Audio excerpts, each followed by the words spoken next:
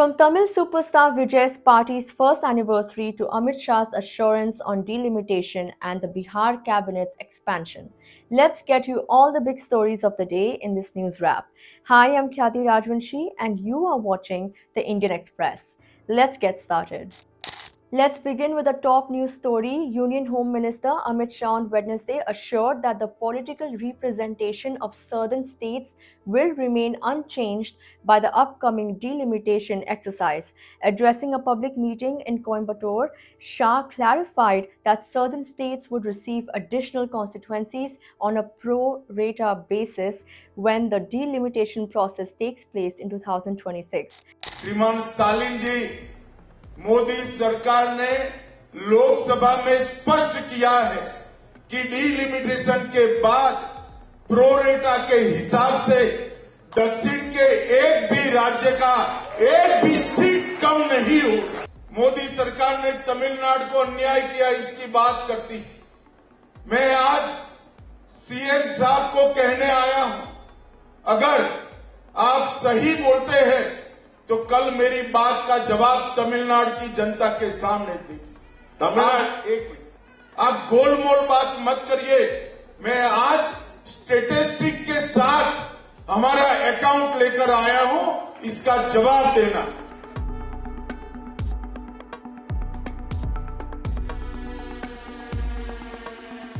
कभी तो लगता है कि समाज में से चुन चुन कर सारे भ्रष्टाचारियों को डीएमके ने मेंबरशिप ड्राइव में शामिल किया है। मित्रों, ये सारी चीज से तमिलनाडु की जनता परेशान है और इसलिए तमिलनाडु के मुख्यमंत्री और उनके सुपुत्र दोनों तमिलनाडु जनता का ध्यान भटकाने के लिए कुछ मुद्दे खड़े कर रहे हैं। आज ही एक मीटिंग करने जा रहे हैं कि डीलिमिटेशन में हम साउथ को अन्याय नहीं होने देंगे। श्रीमान स्टालिन जी, मोदी सरकार ने लोकसभा में स्पष्ट किया है कि डीलिमिटेशन के बाद प्रोरेटा के हिसाब से दक्षिण के एक भी राज्य का एक भी सीट कम नहीं होगा। और मैं फिर से एक बार कोयंबटूर की ये पवित्र भूमि पर से दक्षिण के सभी राज्यों की जनता को आश्वस्त करना चाहता हूं कि मोदी जी ने निश्चित रूप से आपके सभी हितों की रक्षा कर डीलिमिटेशन में आपका एक भी सीट प्रोरेटा कम न हो और जो बढ़ोतरी होगी इसमें उचित हिस्सा दक्षिण भारत के राज्यों को भी मिलेगा। इसमें कोई शंका रखने की जरूरत नहीं है। मित्रों, तमिलनाडु के सीएम हमेशा मोदी सरकार ने तमिलनाडु को अन्याय किया, इसकी बात करती। मैं आज सीएम साहब को कहने आया हूं, अगर आप सही बोलते हैं तो कल मेरी बात का जवाब तमिलनाडु की जनता के सामने दी। एक मिनट, आप गोलमोल बात मत करिए। मैं आज स्टेटिस्टिक के साथ हमारा अकाउंट लेकर आया हूं, इसका जवाब देना। In other news from southern India's political landscape, Tamil superstar Vijay celebrated the first anniversary of his political party, TVK. During the event, Vijay launched a scathing attack on both the BJP-led central government and the DMK government in Tamil Nadu, accusing them of enacting a staged drama over the three-language policy issue. Listen in to what he had to say. என்னடா இவன் திடீர்னு ஒருத்த entry கொடுத்துட்டானே, இது வரைக்கும் நாம சொன்ன பொய்யெல்லாம் நம்பிக்கிட்டு மக்கள் நமக்கு ஓட்டு போட்டுக்கிட்டு இருந்தாங்களே, ஆனா இப்ப இவன் சொல்றதெல்லாம் பார்த்தா மக்கள் மனசுக்கு ரொம்ப நெருக்கமா வேற இருக்குது. அதுவே நமக்கு ஒரு பெரிய நெருக்கடியாகவும் இருக்குது. இவனை என்ன பண்ணலாம், என்ன செய்யலாம், எப்படி இவனை இது பண்ணலாம், க்ளோஸ் பண்ணலாம். Actor turned politician Vijay, leader of Tamizhaga Vetri Kalagam, marked his party's first anniversary with a massive public meeting in Mahabalipuram.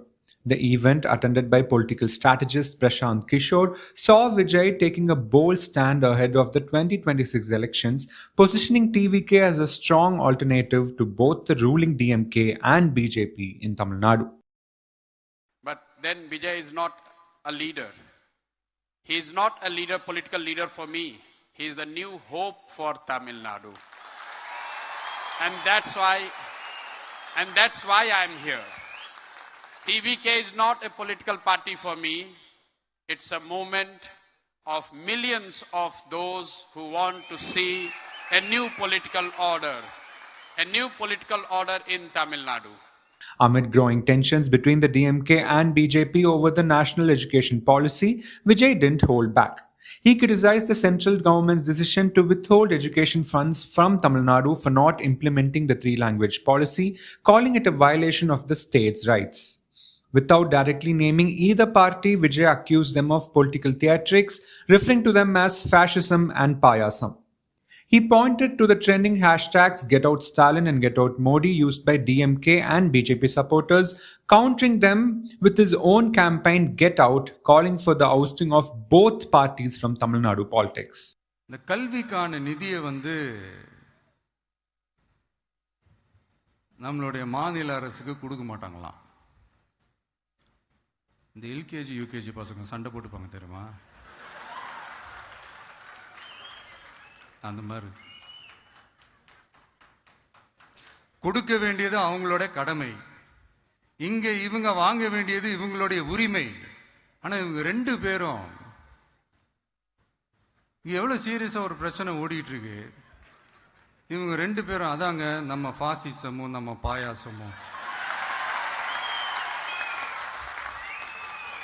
அதான் நம்ம அரசியல் இனிமையும் கொள்கை இனிமையும். ரெண்டு பேரும் என்ன பண்றாங்கன்னா, ரெண்டு பேரும் பேசி வச்சுக்கிட்டு இந்த செட்டிங்லாம் பண்ணி வச்சுக்கிட்டு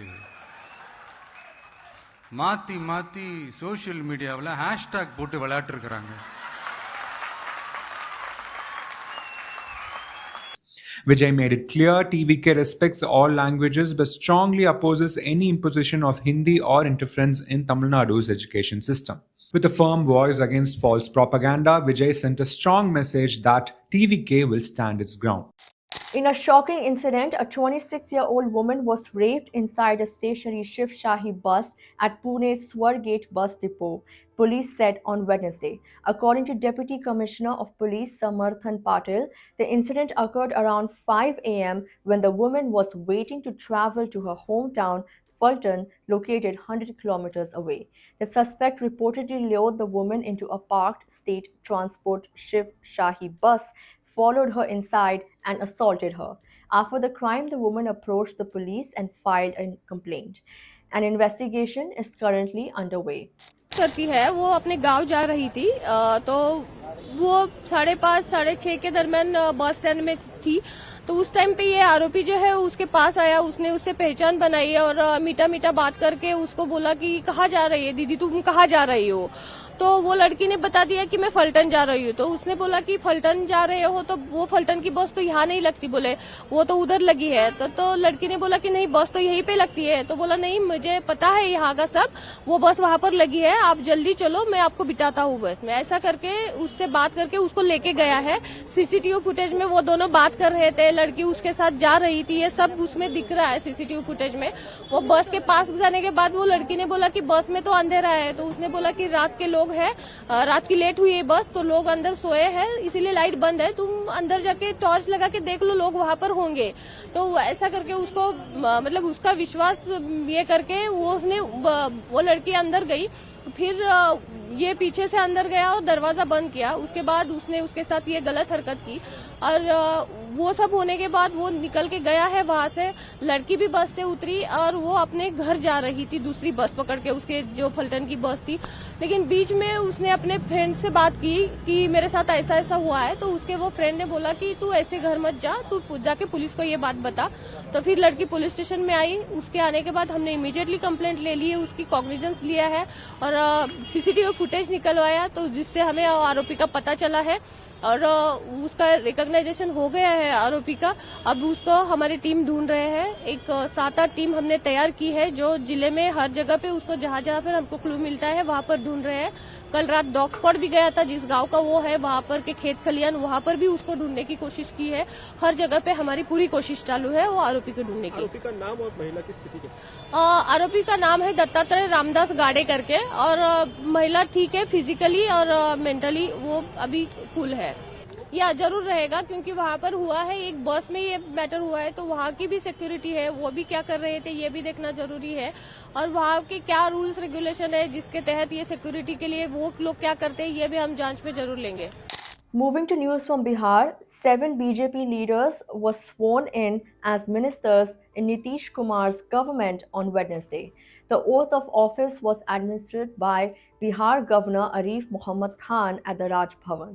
The ceremony was attended by Chief Minister Nitish Kumar, Deputy Chief Ministers, and Vidhan Sabha Speaker, the Legislative Council Chairman, and other dignitaries. The cabinet expansion was finalized after Nitish Kumar met with BJP President JP Nadda on Tuesday, just days before the budget session begins on Friday. Although there was speculation about including a Janata Dal member, all 7 new ministers are from the BJP. हमारा अररिया जो है, देखिए आदमी को जो है करना तो सब कुछ इंसान को ही है ना। तो मान लीजिए अगर अच्छा काम करते हैं तो आपको लोग सपोर्ट करता है। मैं जहां से लड़ता हूं वहां से मुस्लिम हमको काफी सपोर्ट करता है। आपको हम निमंत्रण देते हैं कि इलेक्शन में आके देखिएगा जो निषाद समाज किधर जाता है। हम लोग जितना भी ये छोटे जात हैं, ये देखिए बट हुआ, केवरत हुआ, अल्लाह हुआ, ये सब जो है सब लोग छोटे छोटे जात जो है वहाँ काफी आबादी है जिसकी तरफ लोग देखता नहीं है। और हम लोगों का आबादी जो है ये सब मिला करके ज्यादा हो जाए, जिसके कारण आज जो है हम लोग जो है अररिया जैसा लोकसभा जो है एरिया वो कहा जाता है कि राजद का जो है वो गढ़ माना जाता है। गढ़ है तो मुसलमाने तक ना, जादवे तक ना, और अन्य जात कहाँ गया? अन्य जात छोड़ के चला गया क्या? उसमें भी हम लोग लेते हैं वोट। यही वजह है कि इस बार हमारे यहाँ जो है यादव मुसलमानों को इग्नोर किया गया है। नहीं, आप लोग का जो वहाँ जो यहाँ की बात नहीं, आपने जो अररिया की बात कही, अररिया के बारे में हमने कहा है। और अररिया में निश्चित रूप से हम लोग जो है छोटा छोटा जितना जात है सब एकजुट हैं और एकजुट होकर के और पार्टी को जो है मजबूती, रिजल्ट क्योंकि अब एनडीए तो इतने पार्टी निश्चित रूप से एनडीए की फिर जो है सरकार बनेगी, इसको कोई दो मत नहीं। क्या हो गया? हाँ। In other news, the Central Board of Secondary Education has proposed 2 board exams for class 10 students starting from the 2026 academic year. The draft policy was released on the official website, inviting suggestions from the public and stakeholders.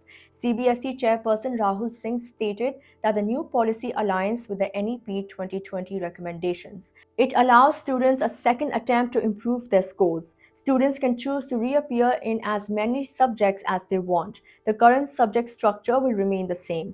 Class 10 students can choose from 16 academic subjects, 23 skill subjects, and 45 languages. They are allowed to take 2 languages, 3 electives, 1 skill subject, and an additional language, totaling 7 subjects. This new system aims to allow students to perform better without changing the existing exam format. That's all for the day, but leaving you with the drone visuals from the last day of the Mahakumbh.